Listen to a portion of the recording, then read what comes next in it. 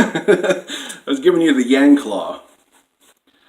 You screw up, you get the Yang Claw. You're talking business, you get the Yang Claw. You're scolding your kids, you get the Yang Claw. I love the Yang Claw. Okay, so Andrew Yang was on Watters World, which is a show on Fox News. That's awesome that he's still hitting MSM networks like Fox News when so many Democrats are scared. They don't want to interact with the other side. They don't want to win votes. Andrew Yang is very open to winning votes and winning the opposition, and I give him credit. Okay, so I'll just go over a couple things that were said and some commentary along the way. Okay, so Bernie was brought up. Watters said, "You think Bernie is old school?" Andrew Yang said, "We can't keep putting forward 20th century solutions for 21st century problems." Okay. I've heard him use that same sentence when he was talking about Elizabeth Warren at one time. And now he's used that same sentence almost verbatim when talking about Bernie Sanders. So that's a unique way of saying these two could have antiquated problem-solving skills. And Andrew claims, he's just more updated with problem-solving, 21st century problems.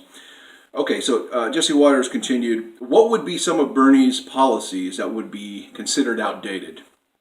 And Andrew said, "Bernie is for amending the tax code and federal jobs guarantee, and I think it would be much better to have a dividend." Okay. So when people tell me, why do you support UBI? It's a Band-Aid. I agree with that. A dividend is good. It's still a Band-Aid.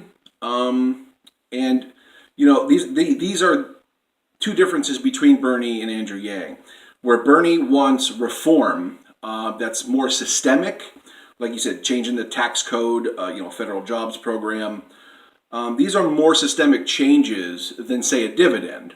Both have value, but one, you could say, has more value because it's a systemic change on Bernie's end. But if we're going to have capitalism, we need a UBI. Full stop. Just my opinion. Okay. So Jesse Watters didn't like the whole idea of giving $1,000 a month away. So he said, "You want $1,000 a month welfare for everyone?" And Andrew said, "It's not welfare. It's our wealth. It's a dividend in the most successful economy in the world." Jesse Watters said, but they didn't earn it. Here we go. Andrew Yang. Why is Facebook a billion-dollar company? Because they use our information and our data. That's how they built their company. I love this point too. And Jesse Watters even agreed with them. He said, "Okay, good point." But Watters went on to say, "That's a good point, but do you think this would deter people from working harder?"